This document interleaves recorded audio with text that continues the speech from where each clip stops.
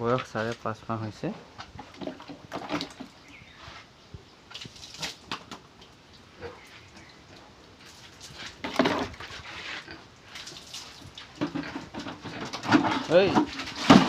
ঐ ভাঙি দিম।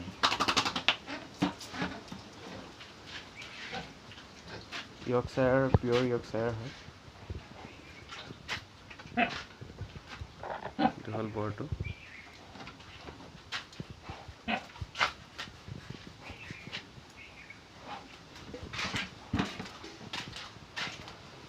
আৰু ইয়াত এজনী আছে।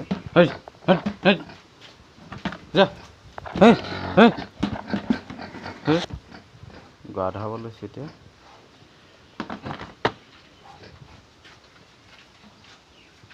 তাই 65+ আছে ৱেট। বৰটো 75+।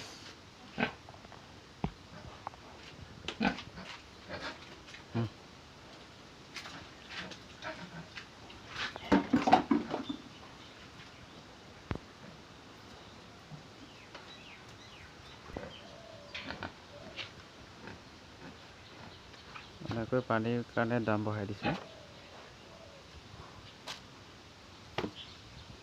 এইটো 35 লিটাৰ ধৰে। এইটো গাহৰি এনেকৈ পানী ওলাবলৈ, পানী খাব এনেকৈ।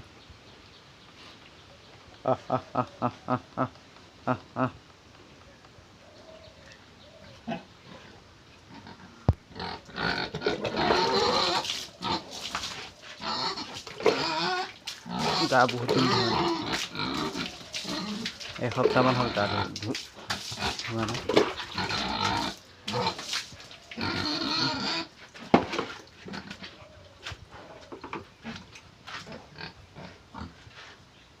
তিনিটা ৰুমেই আছে মোৰ।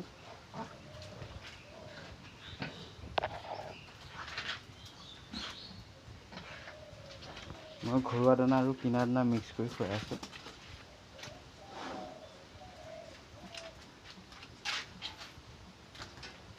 এই দুইজনী ফাৰ্ষ্ট টাইম হিটত আহিছিলে। ৱেটটো নোহোৱাৰ কাৰণে হিটত ক্ৰছ নিদিলোঁ। 70+ হ'লে ভাল হয় পিয়ৰ ইয়ৰ্কশ্বায়াৰবিলাক। 70+ হ'লে ক্ৰছ দিব পাৰে, তাতকৈ সৰুতেও দিব পাৰে। সৰুতে দিলে অলপ প্ৰব্লেম বুলি কোৱা কাৰণে নিদিলোঁ।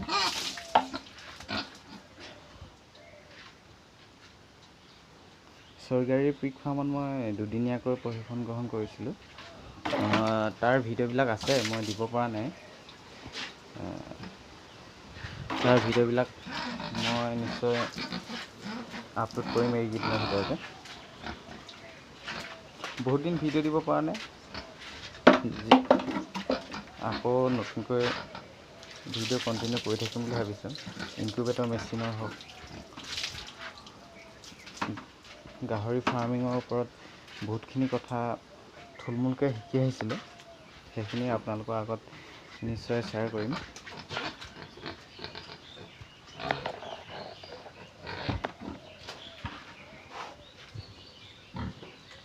আপোনালোকেও ডিব্ৰুগড় চৰকাৰী পিক ফাৰ্ম সকলোৱে চিনি পায়, গাহৰিৰ লগত জড়িত সকলো মানুহে।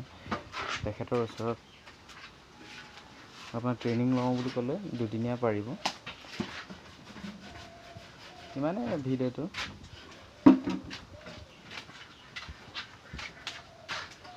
ভিডিঅ'টো চাই থকাৰ বাবে ধন্যবাদ।